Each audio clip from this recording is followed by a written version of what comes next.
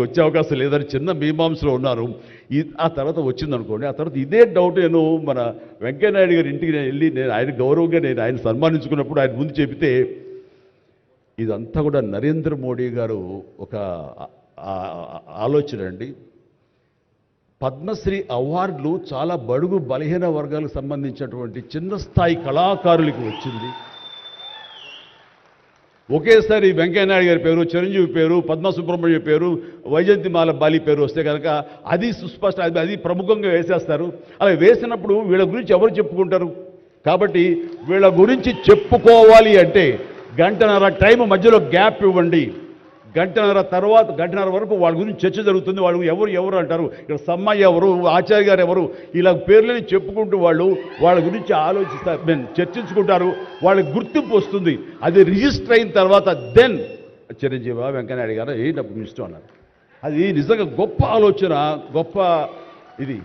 వారి గురించి తెలుసుకున్న తర్వాత నాకు నరేంద్ర మోడీ గారి మీద గౌరవం మరింత పెరిగింది ఆయన చిన్న ఆలోచించి.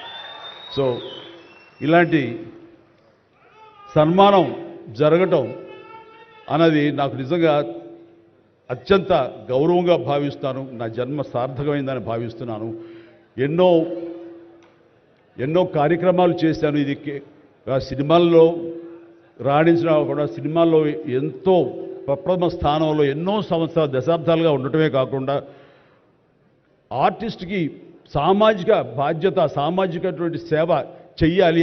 అది నేను అనుకోను కాదు, ఏమీ కాదు, నాకు అనిపించి నా అభిమానులు అందరూ కలిపి వాళ్ళు ఎంతసేపటికి సినిమా థియేటర్లకో, వాల్ పోస్టర్లకో, పాలాభిషేకాలకో, వీటి కొట్టుకోవడాలు, వీటికి ఉండేటటువంటి కల్చర్ని మనం మార్చాలి అనే ఉద్దేశంతో వీళ్ళందరూ శక్తివంతులు. ఇలాంటి శక్తిని అన్గైడెడ్ మిస్సైల్లా ఉండకుండా దీని అన్నింటి ఛానలైజ్ చేస్తే కనుక వీళ్ళ చేత సత్కార్యాలు మనం చేయించుకోవచ్చు అనే భావం నాకు లేట్ 90s వచ్చింది.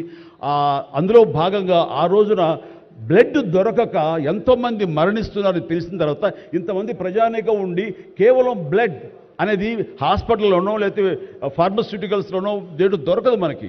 అది మనిషి ఇంకో మనిషికి ఇస్తేనే దొరుకుతుంది. అలాంటిది మనుషుల్లో ఇన్స్పైర్ చేయక వాళ్ళు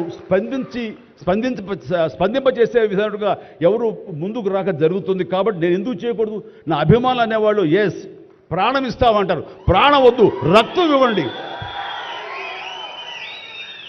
ఇవ్వండి అంటూ నేను 25 సంవత్సరాల క్రితం ఇక్కడ బ్లడ్ బ్యాంక్ పెట్టిన తర్వాత ఈ ఉత్సాహం ఏమైనా పొంగులాగా ఉండి తర్వాత చల్లబడిపోతుందా అని అనుకున్నాను. కానీ లేదు, ఒక జీవనదిలాగా సాగుతూనే ఉంది. ఈరోజు కూడా మీ అందరి ప్రభావంతో ఎక్కడ మంచి కార్యక్రమం కానీ, పుట్టినరోజు కానీ, శుభకార్యం చేయాలన్న ప్రతి ఒక్కరు రక్తదానం కోసం ముందుకు వస్తున్నారు, రక్తదానం ఇస్తున్నారు అంటే కనుక దానికి ప్రప్రథమంగా నడుం బిగించింది నేను, నా అభిమానం చెప్పలో గర్వంగా ఉంది నాకు.